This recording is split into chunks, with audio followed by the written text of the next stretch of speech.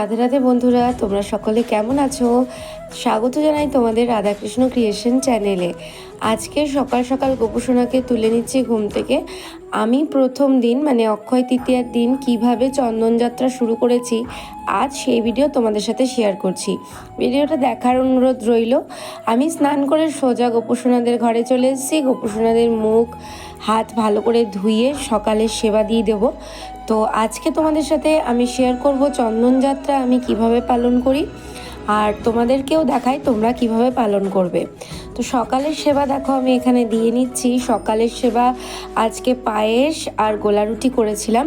ভিডিওটি শুরু করার আগে তোমাদের কাছে একটি অনুরোধ রইল, আমার চ্যানেল মানে রাধাকৃষ্ণ ক্রিয়েশনকে সাবস্ক্রাইব করে দেবে এবং বেল আইকনে ক্লিক করে দেবে, যাতে সুন্দর সুন্দর গোপুসোনাদের ভিডিও সবার আগে তোমাদের কাছে পৌঁছে যায়। তোমরা দেখলে যে আমি সকালের সেবা ভগবানকে কিভাবে দিয়েছি। দুপুরবেলায় আমি ভগবানের কপালে কিংবা গায়ে চন্দনের প্রলেপ লাগাই, কারণ সকাল দিক থেকে সন্ধেবেলার টাইম অনেকটা হয়ে যায়, যেই জন্য চন্দন শুকনো হয়ে যাওয়ার পরে খুব একটা কড়কড়ে ভাব হয়ে যায়, তো ভগবানের একটু অস্বস্তিতা হতে পারে। সেই জন্য আমি সকালে সেবা দেওয়ার পর দুপুরে স্নান করানোর পর আমি ভগবানকে চন্দনের প্রলেপ শরীরে লাগিয়ে তারপরেই আমি ভগবানকে ভোগ নিবেদন করি।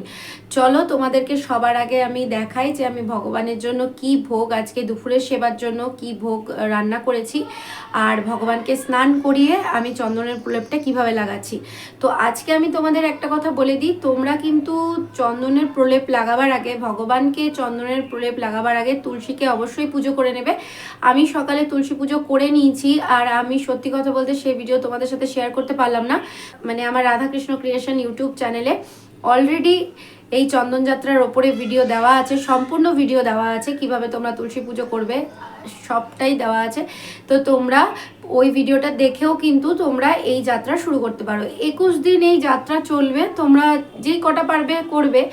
এই 21 দিন যে নিষ্ঠাভাবে পালন করতে পারবে ভগবানের চন্দন যাত্রা, তারা কিন্তু সত্যি ভীষণ ভীষণ ভীষণ সৌভাগ্যবান হবেন, সংসার সুখ শান্তি বজায় থাকবে।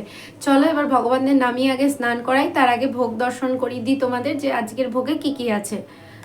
ভগবানের ভোগে আজকে খুব সামান্য কিছু উপকরণ আছে, কারণ পুজোর যেদিন বেশি তোড়জোড় থাকে সেদিন ভোগের আয়োজনটাও আমি কম করতে পারি।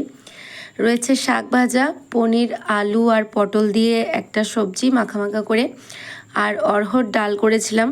প্রতিদিন তো মুগ ডাল দিই, তাই অড়হর ডাল করেছিলাম, একটু চেঞ্জ করেছিলাম। আর আলু ভাজা আর গোবিন্দভোগ চালের ভাত। আমি এই কদিন বিশেষ করে গোবিন্দভোগ চালের ভাতই দিই ভগবানকে। সেটা পোলাও দিতে পারি কিংবা ভাত দিতে পারি, অনেক সময় ফ্রাইড রাইসের মতনও করে দিই। তোমাদের যার যেটা ভালো লাগে সে সেটা করবে। তারপর ভগবানদের খুব সুন্দর করে আমি স্নান করিয়ে নিচ্ছি।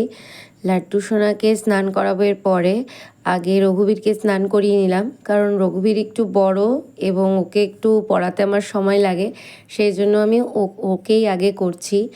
আর সত্যি কথা বলতে কি বলো তো, আমার এই সব করতে করতে কখন সময় পেরিয়ে যায় সারাদিনের কাজের মাঝে আমি বুঝতেও পারি না। আর সত্যি ভীষণ আনন্দও লাগে মনে, কোনো খারাপ চিন্তা, কোনো বদমাইশি বুদ্ধি কোনো কিছুই মাথার মধ্যে আসে না। শুধু বরের সাথে মাঝে মাঝে একটু ঝগড়া হয়, তাছাড়া এমনি খুব ভালোই আমার লাইফটা কাটছে।